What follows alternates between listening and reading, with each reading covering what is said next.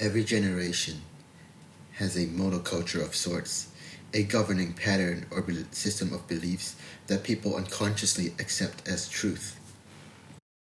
It's easy to identify the monoculture of Germany in the 1930s or America in 1776. It's clear what people at those times, in those places, accepted to be good and true, even when in reality that was certainly not always the case. The objectivity required to see the effects of present monoculture is very difficult to develop. Once you have so deeply accepted an idea as truth, it doesn't register as cultural or subjective anymore. So much of our inner turmoil is a result of conducting a life we don't inherently desire, only because we have accepted an inner narrative of normal and ideal without ever realizing.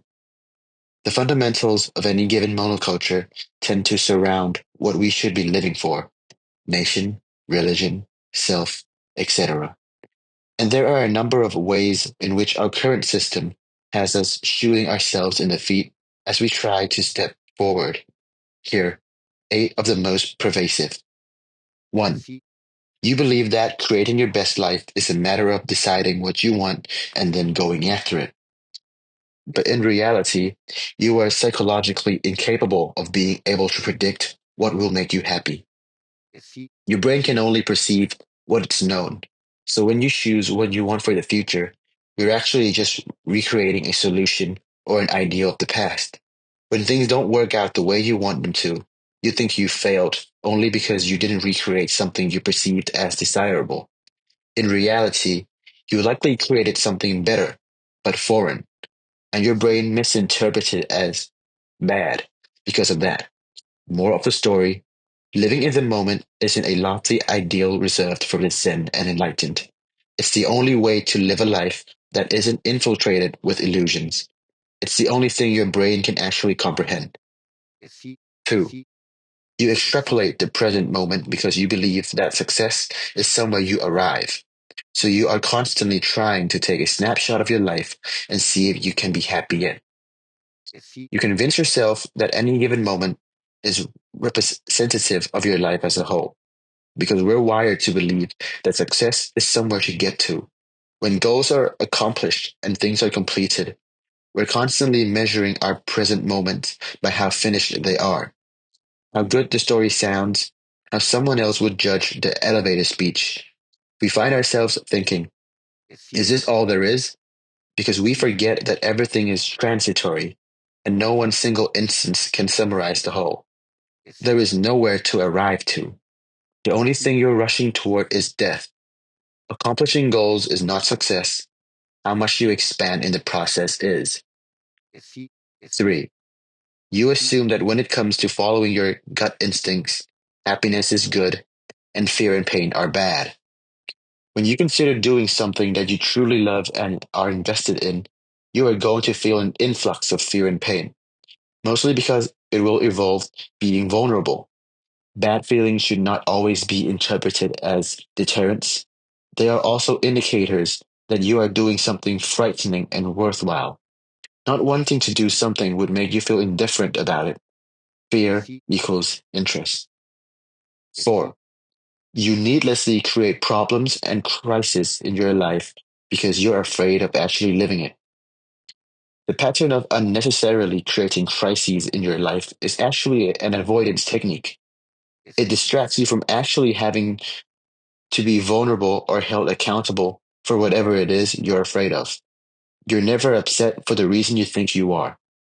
At the core of your desire to create a problem is simply the fear of being who you are and living the life you want. Five, you think that to change your beliefs, you have to adopt a new line of thinking, rather than seek experiences that make the thinking self evident. A belief is what you know to be true because experience has made it evident to you. If you want to change your life, change your beliefs. If you want to change your belief, go out and have experiences that make them real to you, not the opposite way around. Six, you think problems are roadblocks to achieving what you want, when in reality, there are pathways. Marcus Aurelius sums this up well. The impediment to action advances action. What stands in the way becomes the way. Simply, running into a problem forces you to take action to resolve it. That action will inevitably lead you to think differently, behave differently, and choose differently. The problem becomes a catalyst for you to actualize the life you always wanted. It pushes you from your comfort zone. That's all. 7. You think your past defines you. And worse, you think that it is an unchangeable reality, when really, your perception of it changes as you do. Because experience is always multi-dimensional, there are a variety of memories, experiences, feelings, just you can choose to recall. And what you choose is indicative of your present state of mind. So many people get caught up in allowing the past to define them or haunt them simply because they have not evolved to the place of seeing how the past did not prevent them from achieving the life they want. It facilitates it. This doesn't mean you disregard or gloss over painful or traumatic events, but simply to be able to recall them with acceptance and to be able to place them in the storyline of your personal evolution. 8. You try to change other people, situations, and things, or you just complain, get upset about them. When anger equals self recognition, most negative emotional reactions are you identifying a disassociated aspect of yourself. Your shadow selves are the parts of you that at some point you were conditioned to believe were not okay. So you suppress them and have done everything in your power not to acknowledge them. You don't actually dislike these parts of yourself, though.